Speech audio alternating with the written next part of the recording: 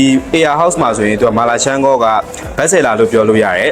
ပြီးလို့ရှိရင်ဂျီအိုရှိရပေါ့နော်ဒီဂျီအိုထဲမှာဆိုလဲဒီ Air House မှာဆိုရင်တော်တော်များများစားကြရတယ်ပေါ့နော်ဒီမှာကျတော့မာလာချန်ကောကိုရောက်လာဆိုဒီမှာ seafood နဲ့မှာထားပါတယ်ဒါကဟိုမှာကောက်တေးလဲမှာထားတယ်ဒီမှာကောက်တေးပါရှိရဲတခြားသော alcohol နဲ့ပတ်သက်တာလေးအများကြီးပဲပေါ့နော်ဘီယာတွေလည်းရှိပါတယ်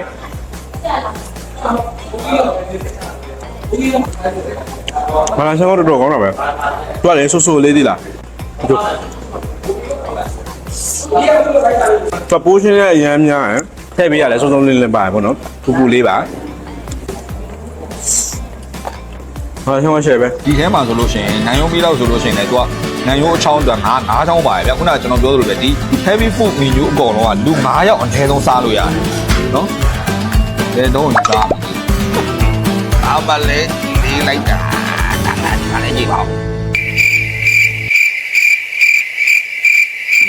နိုင်ရုံးပြီးတော့ရဲ့အရေးလေးကိုဆွဲကြည့်လိုက်မယ်နော်တော့ကွက်တီပဲ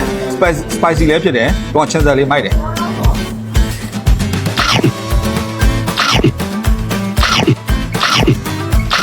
ဒီနိုင်ရောတစ်ချောင်းနဲ့တော့စားရနေထားမှကြည့်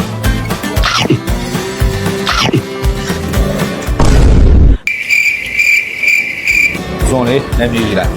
ဇွန်ခေါ်ပေးမဲ့ထိုင်းကောင်မလေးထိုင်းစော်လေးတယောက်လားပန်း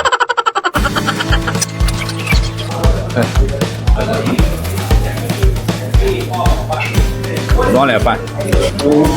တင်မောင်းဘိုးတွေလည်းရတယ်သူစီမှာလေတင်မောင်းဘိုးကြိုက်တဲ့သူတွေဆိုလို့ရှိရင်ဒါတင်မောင်းဘိုးဆိုဘီယာတို့ပါအောင်နဲ့အရန်လိုက်တယ်ပေါ့နော်ဒီမှာဒါဆိုလို့ရှိရင်ဒါလေးကဖားကြော်အဲကြတော့ကင်းမွန်တော့လို့အတုပ်လည်းရတယ်မှာတောက်ပွားကြတော့ကျော်စစ်ကဒါ frozen cocktail ပေါ့နော်ဒီမှာဒါကတော့ငါးတန်မြာပေါင်းပေါ့နော်ချင်းဆက်ဆက်โอ้ဒီမှာငါးတန်မြာပြန်အောင်းနာကြီးဆိုလို့ရှိရင်ဒီအပေါ်တက်ဖွင့်ပြီးဆိုတော့အပေါ်တက်မှာလည်းentertainment တွေရှိရပေါ့နော်ဒီ band တွေပါလေသူကနှိမ့်တိုင်းပါတယ်ဆိုတော့ကြာ ACC လာပြီးတော့ထိုင်လို့ရတယ်ကျော်စစ်ကတော့အခု band နားထောင်ရင်းနဲ့ဆက်ပြီးတော့ကျတော့ AC enjoy လုပ်လိုက်ပါကျန်ကောကို9မိနစ်အတွင်းကောအောင်စားနိုင်လို့ရှိရင် free စားလို့ရမယ်ဆိုတော့ challenge ကိုတွေ့ရနဲ့ဆိုင်ရတော့ဝင်ပြန်ခဲလိုက်တယ်ပေါ့နော်သူ9မိနစ် challenge ကကြတော့မနိုင်လဲအရှုံးတော့မရှိဘူးပေါ့နော်တွားကြပို့လို့ရှိရင်လည်းအိမ်ကိုပါဆက်ပြန်သေးပါလို့လည်းရတယ်မဟုတ်လို့ရှိရင်တငယ်ချင်းတွေနဲ့တူတူပြန်စားလို့လည်းရတယ်ဝတ်သားတုတ်ထိုးလမ်းနေတဲ့သူတွေအတွက်ကတော့ဒီလိုမျိုးဝတ်သားတုတ်ထိုးအစုံပန်းကိုမှ189ဘတ်ပဲပေးရတယ်ဒီတစ်ပန်းမှာဆိုလို့ရှိရင်တော့အချောင်းရည်30လောက်ကတော့အနည်းဆုံးပါတယ်ပြီးတော့သူ့ရဲ့အချင်လေးကလည်းပြက်ကလေးနဲ့တော်တော်လေးစားလို့ကောင်းတယ်ပြီးတော့ရန်ကုန်ကပြည်သူ့ရင်မြင်ထဲမှာဖွင့်ထားတဲ့ Veggie Park ဆိုတဲ့တက်တက်လို့ဥယျာဉ်ဆိုင်ရာမီနူလေးတွေလည်းဒီဆိုင်မှာရသေးတယ်ဒါလေးကတော့ကြက်ကချင်ချက်ပေါ့နော်သူကကြတော့အသားစစ်မဟုတ်ပဲနဲ့ဂျုံပက်ပီဇက်တွေနဲ့အသားသူပုံစံမျိုးလေးလုပ်ထားတာဒါဆိုရင်လည်းဝါဦးပက်ပီဇက်တွေနဲ့ပဲလုပ်ထားတဲ့ဘတ်သုံးထပ်ထားချက်လေးပေါ့နော်ဒီ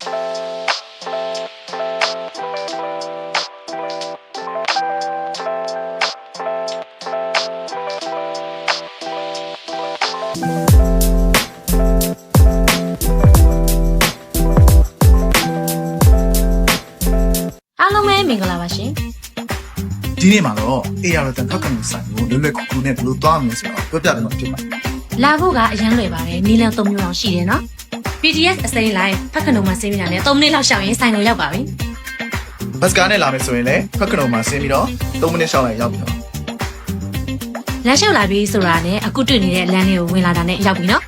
။မှတ်ရလွယ်အောင်လမ်းထိပ်မှာလည်းသွားစီကန်းလေးရှိတယ်နော်။တကယ်လို့စကူဗစ်လမ်းမကြီးပေါ်လာလို့ရှိရင် pretty တစ်လမ်းကိုတွေ့တာနဲ့တန်းဝင်လာလိုက်ရင်ဆိုင်ကိုရောက်ပြီနော်။ကဲဝင်သွားပြီဆိုရင်မှဖြည်းဖြည်းလေး style လေးနဲ့ရှောက်သွားရင်လည်းဆိုင်ကိုရောက်ရင်မှဟာကိုမိုင်းတော့ရောက်နေပြီ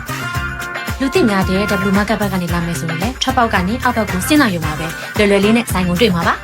။ကဲအခုဆိုရင် AR ကဖတ်ကနုံဆိုင်ကိုရောက်ရှိလို့လာပါပြီ။ဘောလုံးမွေးကြည့်ပြီးတော့ပဲသူအော်ဟစ်ပြီးအားပေးကြမလား။ဒါမှမဟုတ်မြန်မာ amplet ချင်းကောင်းလေးတွေနဲ့ chill မလား။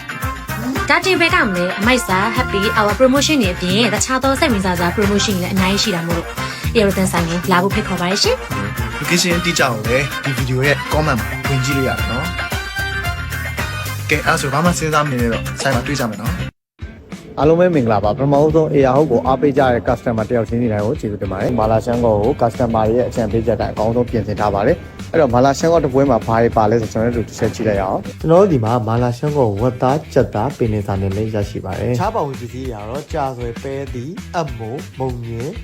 ပန်းမွေမုံလာဦး ကစိုးရွက်နဲ့ထိုင်ဝမ်မုံကြီးတွေပြင်မာလာချောင်းပြောင်းမှုအာလူစတာတွေပါဝင်ပါတယ်ဒီလိုမျိုးအရေးသွေးမြင်ပါဝင်ပစ္စည်းတွေနဲ့အတူကျွန်တော်တို့က customer ရဲ့ feedback တွေကိုအမြဲတမ်းတန်ဖိုးထားကြည့်ဆိုင်နေပါတယ်ဒီပြောင်းလဲတွေကိုကိုယ်တိုင်ညီးဆန်းကြည့်ဖို့အတွက်ပေါ့နော်အေယာဟုတ်ကိုအခုပဲလာခဲ့ဖို့ဖိတ်ခေါ်လိုက်ပါတယ်